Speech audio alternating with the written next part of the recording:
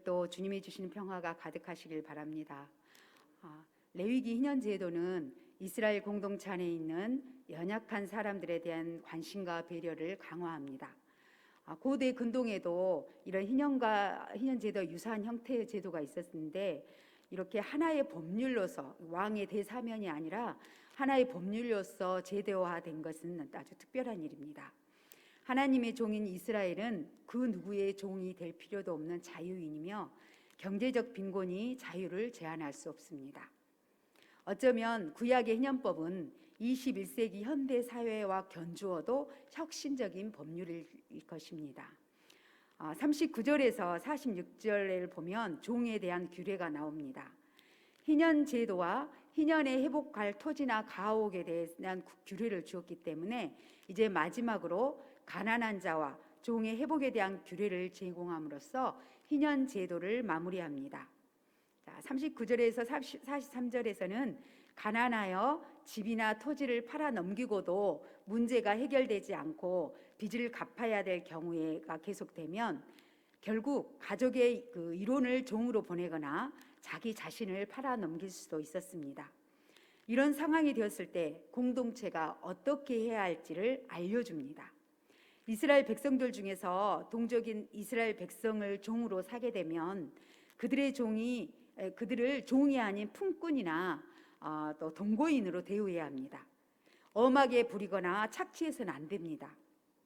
급여를 주고 고용한 일꾼처럼 존중하며 대우해야 합니다. 형제의 어려움을 자기의 기회로 삼아 자신의 배를 불리고 형제의 어려움을 더 어렵게 만드는 것은 하나님을 경외하지 않는 것으로 봅니다. 왜냐하면 하나님께서 이스라엘의 종이 되었을 때, 이스라엘이 종이 있을 때 구원하여 가나안 땅에 거하게 하셨기 때문입니다.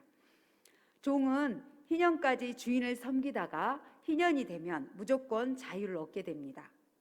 희년까지 섬긴다고 하면 안식년에 노예를 해방해 줘야 하는 규정과 상충되는 것으로 보입니다. 보통 노예는 안식년이 되면 자유를 줘야 했기 때문에 일반적인 경우는 안식년 규례에 따라 자유롭게 되었을 것입니다. 그리고 안식년에도 자유를 얻지 못한 사람은 희년이 되면 무조건 종의 신분에서 벗어나게 되었습니다. 예를 들면 그 종이 주인을 사랑하여 계속 그 집에 있겠다고 했을 경우나, 또 홀로 종으로 왔다가 아내와 자녀를 얻은 경우에는 안식년이 되어도 종의 신분을 벗어버리지 못하는 경우가 많았을 것입니다. 이런 사람들은 희년이 되면 아무런 조건 없이 자유를 누리게 됩니다. 44절에서 46절은 언약 백성의 종에 대한 규례를 말합니다. 이방인을 남종이나 여종으로 샀다면 이스라엘 백성들은 그들을 종신토록 자신의 재산으로 간직할 수 있었습니다. 그들의 사들인 노예들은 애국에서 온 이방인들이나 이스라엘 땅에 거주하는 거류민들이나 또 그의 자녀들일 수 있습니다. 이들 이방인 노예들은 또한 자녀들에게 넘겨줄 수 있는 일종의 상속 재산과 같았습니다. 하지만 동족인 이스라엘 사람들을 그런 종신 노예로 부려먹는 것은 금지되어 있었습니다. 42절은 그것에 대한 신학적인 이유를 제시합니다. 이스라엘 백성은 이집트에서 노예로 살았습니다. 그러나 하나님께서는 그 노예의 속박으로부터 그들을 구출하셔서 자유민으로서 약속의 땅에 살게 하셨습니다. 하나님의 선택과 은혜로 자유민이 된 그들이 자유민인 동료를 이스라엘 사람을 노예로 삼는 일은 해서는 안 되는 일이었습니다. 47절에서 55절은 이방인에게 팔린 종의 속량의 규례에 대해서 말하고 있습니다. 본문의 경우는 훨씬 더 심각한 경우인데, 가나안 땅에 거주하는 이방인이 이스라엘 백성 중에서 종을 사게 되었을 때를 다룹니다. 경제적인 어려움 때문에 동족도 아닌 이방인에게 팔려가는 것은 대단히 불행한 일입니다. 이방인에게 자신을 종으로 팔았다는 것은 우선 이스라엘 공동체가 올바른 역할을 하지 못했다는 뜻이기도 합니다. 그럼에도 그가 자신을 동족이 아닌 이방인에게 팔았다면 그는 비난과 조롱을 받았을 일이었을 것입니다. 그럼에도 불구하고 하나님께서는 그에게 속량받을 권리를 주셨습니다. 자신의 몸을 속량할 수 있는 실제적인 방법이 있었는데 개인적으로 다시 부유하게 되어 스스로 속량하는 방법도 있겠지만, 이방인의 종이 된 이스라엘 사람을 속량하는 기본 책무는 이스라엘 공동체에게 있었습니다. 사실 그가 이방인의 종이 되지 않도록 돌볼 책임이 공동체에게 있었는데, 본문의 지침은 일어나지 말아야 할 일이 일어날 경우는 공동체가 그것을 되돌리는 방법을 알려주는 것입니다. 이렇게 속량하는 사람을 고엘, 즉 구속자라고 부릅니다. 사람이 형제를 위해 고엘 제도를 실행하는 데는 상당한 희생이 필요했을 것입니다. 우리가 잘 아시겠지만 룻기에서 나오는 나오미의 근족은 자신의 재산에 손해가 날 것을 우려해서 기업의 물음의 의무를 질 수 없다고 말했습니다. 고엘 제도의 의무를 지는 사람에게도 우선순위가 있었는데, 가장 먼저 형제가 그 의무를 지고, 형제가 불가능하면 삼촌이 지고, 그 다음에는 조카, 또 그 다음으로는 가까운 친척으로 확대됩니다. 이 규례에 나타난 친족의 순서는 룻기에서 잘 볼 수 있습니다. 보아스는 룻의 기업을 물을 자도 자신보다 더 가까운 군족이 있음을 언급합니다. 종이 된 형제를 다시 속량하기 위해서는 그 속량한 값은 희년을 기준으로 계산합니다. 토지를 물을 때야 했던 방식으로 비슷하게 처음 팔린 값에서 희년까지 남은 연수를 계산해서 돌려주어야 합니다.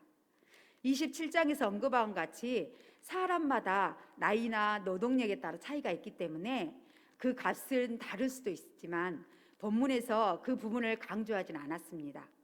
가장 먼저 스스로 속량하거나 또 친족 중에서 속량해지지 못할 경우는 그 종은 희년이 될 때까지 기다려야 합니다. 희년이 되면 종된 자신의 신분은 물론 잃어버렸던 토지도 원래대로 되돌려 받을 수 있게 됩니다.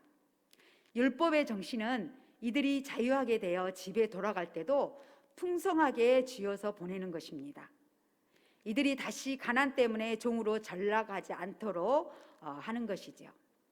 46절에 보면 심지어 이방인 중에서도 동거하는 사람들에게 후대하여 기업을 주라고 명령하고 있습니다. 신약 성경에서도 가난한 이웃을 향한 올바른 영성을 제시하고 있습니다.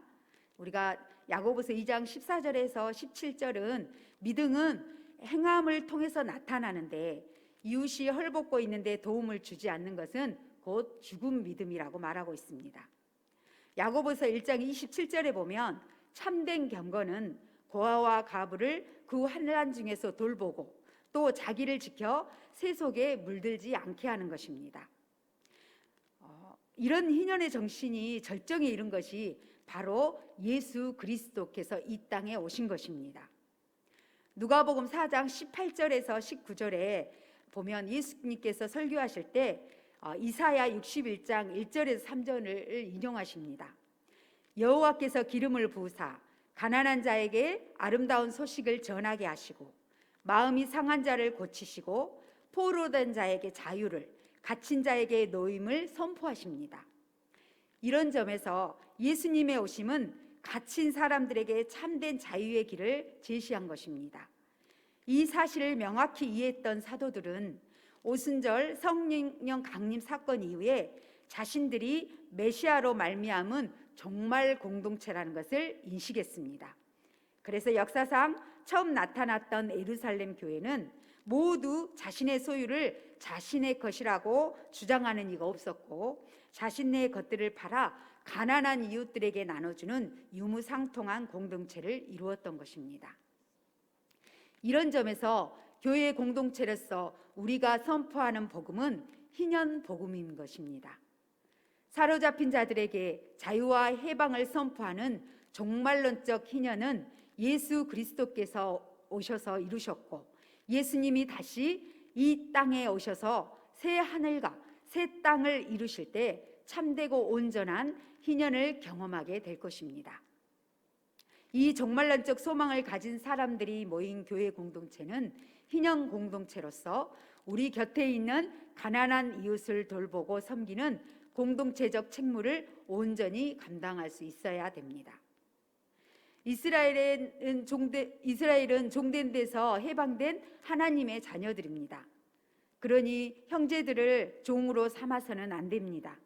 빚을 져서 어쩔 수 없이 종의 신분으로 지내더라도 형제를 종처럼 대하지 말고 품꾼처럼, 동거인처럼 대하다가 희년이 되면 그동안 낳은 자녀들과 함께 그 조상의 기업으로 돌아가도록 보내줘야 합니다.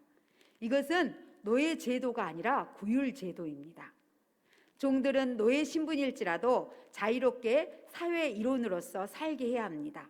언제든지 값을 지불하고 해방되기도 하고 친족의 도움으로 구속되기도 하고 그마저 어려우면 희년 때 해방될 수 있었습니다. 하나님께서는 종이 된 사람들에게 형제처럼 대하라고 말씀하십니다. 다시 말하면 종의 신분이라도 형제를 엄하게 대해서는 안 된다는 것입니다. 이것은 애굽 바로에게나 어울리는 삶일 뿐이지 은혜와 자비로 작동되는 하나님 나라의 존재 방식은 아닙니다. 지금 자신들을 하나님의 은혜로 해방되어 선물로 받은 이 땅에서 풍요를 누리고 살고 있다는 것을 기억한다면 그럴 수가 없는 것입니다. 세상은 힘을 추구하고 그 힘의 원천인 돈을 추구하는데 모두 남을 부리고 얻는 자유가 진정한 자유라고 여기기 때문입니다. 남의 자유를 희생시키고 얻는 자유는 진짜 자유가 아닙니다. 또 동족이 거류민이나 동거인에게 팔려갔을 경우 가까운 가족은 구속자가 되어 희년을 기점으로 속전을 계산하여 친족을 구해내라고 말씀하십니다. 이방인 주인은 이스라엘 사람을 종 다루듯 엄하게 부리지 말고 매년 싹군과 같이 여기라고 하십니다. 따라서 하나님은 사람보다 경제적 이익을 우선시하는 사람, 또 자원 다루듯이 하는 것을 기뻐하지 않으십니다. 하나님을 두려워하는 사람은 하나님께서 존귀하게 여기는 사람을 존귀하게 여깁니다. 하나님께서 자신이 구속한 백성을 사랑하시고 축복하셨던 것처럼 하나님을 섬기는 우리는 하나님의 연약한 자녀들을 존귀히 여기고 사랑해야 합니다. 오늘을 살아가고 있는 우리들은 공유롭지 않는 이 세상의 경제 질서 아래서 신음하는 이들과 함께 하시는 주님을 바라보면서 그리스도인들인 우리가 그런 세상에 침묵하지 않고 더불어 살아갈 수 있기를 바랍니다.